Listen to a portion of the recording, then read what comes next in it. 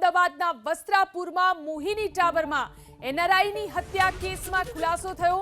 એનઆરઆઈનું ગળું દબાવી દંપતીએ હત્યા કર્યાનો પોલીસ તપાસમાં ધડાકો થયો।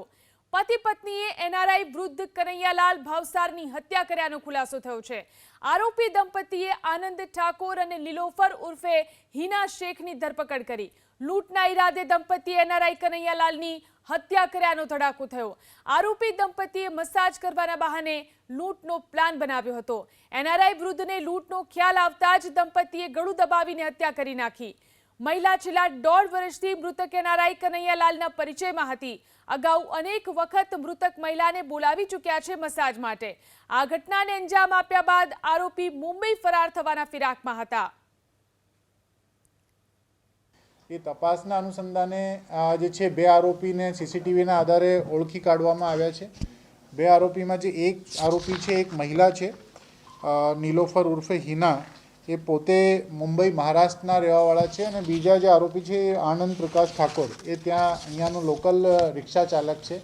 બંને હસબન્ડ વાઈફ છે અને જે મહિલા છે એ મહિલા લગભગ 1.5-2 વર્ષ પહેલાં અહીંયા ગુજરાત શિફ્ટ થયા છે અને એ મસાજ કરવા માટે વોલેન્ટરીલી સેવાઓ આપે છે। અને જે વ્યક્તિ મરણ જનાર છે એ પોતે એમની પાસે કેનેડાની સિટીઝનશીપ હતી ને વચ્ચે વચ્ચે જ્યારે પણ અહીંયા આવતા હતા ત્યારે એમને પોતાની પાસે બોલાવતા હતા મસાજ માટે। અને આ અનુસંધાને એ લોકોને ખ્યાલ આવી ગયો હતો કે આ વ્યક્તિ જે છે એમની પાસે સદ્ધર એવી રકમ, ઘરેણાં, પૈસા, ઘડિયાળ આ બધું છે।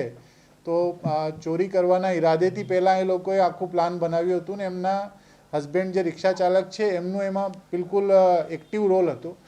પરંતુ તે દિવસે જ્યારે પછી એ વ્યક્તિને થોડુંક ડાઉટ ગયું કે આ લોકો એમના ઘરમાંથી આ પ્રકારે ચોરી કરવાના ઈરાદેથી ગેટ ખુલ્લું રાખીને બીજો માણસ કોઈ એન્ટર કર્યું છે, ત્યારે એને ખ્યાલ આવતાની સાથે જ પછી એ બંને લોકોએ એમને તકનો લાભ લઈને ગળો દબાવી અને મૃત્યુ નિપજાવ્યું છે।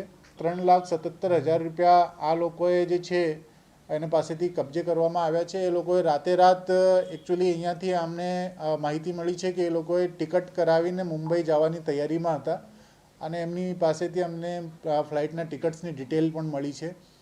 તો અમારી જે ટીમ છે એલસીબીની અને વસ્ત્રાપુર પોલીસની અમને બહુ ઝડપથી સીસીટીવીના આધારે તપાસ કરી અને આરોપીઓને ઝડપી લીધા છે। અન્યથા આ લોકો કદાચ ગુજરાત છોડીને નીકળવાની પૂરી તૈયારીમાં હતા અને તે દિવસે જે મરણ જનાર છે પોતે ઘરમાં એકલા હતા એ બાબતની ખબર હતી જ આ મહિલાને, કેમ કે જે મરણ જનાર છે એમના વાઈફ કરમસદ ખાતે રોકાયા હતા અને એ આગલા દિવસે અહીંયા આવવાના હતા અને એ જે એકાંતનો લાભ લઈ અને એ લોકોએ આ આખું કાવતરું પૂરું પાડ્યું।